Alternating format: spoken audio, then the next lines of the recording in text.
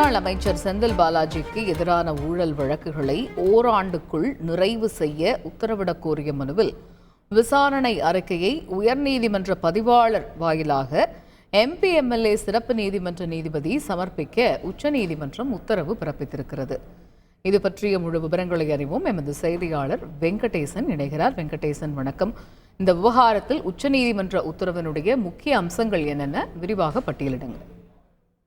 வணக்கம். தமிழ்நாடு போக்குவரத்து துறையில் வேலை வாங்கி தருவதான ஊழல் முறைகேடு புகாரில் முன்னாள் அமைச்சர் செந்தில் பாலாஜிக்கு எதிராக அந்த ஊழல் வழக்குகளை ஓராண்டுக்குள் நிறைவு செய்யவும், அரசு தரப்பு சிறப்பு வழக்கறிஞரை நியமிக்கவும், இந்த வழக்கு விசாரணை தாமதம் குறித்து கண்டறிய SIT அமைக்க கோரியும் இந்த ஊழல் விவகாரத்தில் பாதிக்கப்பட்ட மனுதாரரான பாலாஜி சார்பில் வழக்கறிஞர் பாலாஜி சீனிவாசன் தாக்கல் செய்த மனுவை உச்சநீதிமன்ற நீதிபதிகள் அபய் ஓகா தலைமையிலான அமர்வு விசாரித்தது.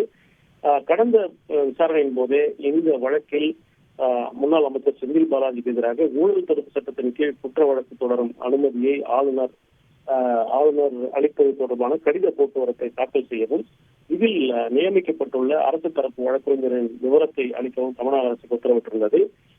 கடந்த 23ஆம் தேதி நடைபெற்ற விசாரணையின் அன்று இரவோடு இரவாக 8:30 மணிக்கு ஆளுநர் முன்னாள் அமைச்சர் செந்தில் பாலாஜிக்கு எதிராக அந்த ஊழல் தடுப்பு சட்டத்தின் கீழ் குற்ற வழக்கு தொடரும் அனுமதியை வழங்கியிருப்பதாக மனுதாரர் தரப்பில் தெரிவிக்கப்பட்டது.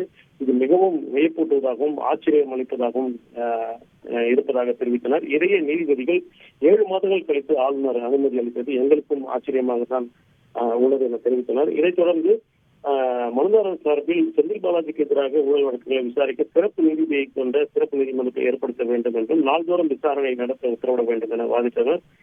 மேலும் ஊழல் வழக்குகளில் அரசு தரப்பு சிறப்பு வழக்கறிஞர் நியமிக்கப்பட்டுள்ள வாஷிங்டன் தனசேகரன் அவருக்கு சில அரசியல் சார்பு இருப்பதால் இந்த வழக்குகள் குறித்து அறிக்கை செய்வதற்கு நடுநிலையான நபரை நியமிக்க வேண்டும் என்ற கோரிக்கையை முன்வைத்தனர்.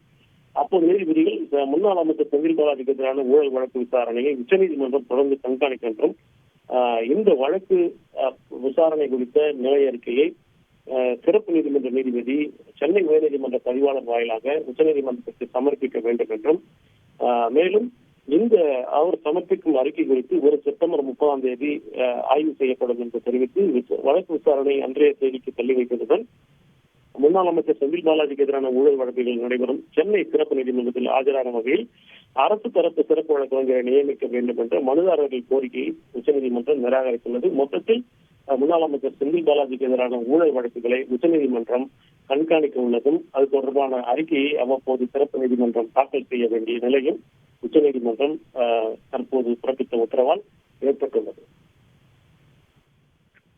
விரிவான விவரங்களை வழங்கியமைக்கு நன்றி வெங்கடேஷ். செய்திகளை உடனுக்குடன் தெரிந்து கொள்ள உடனே சப்ஸ்கிரைப் பண்ணுங்க.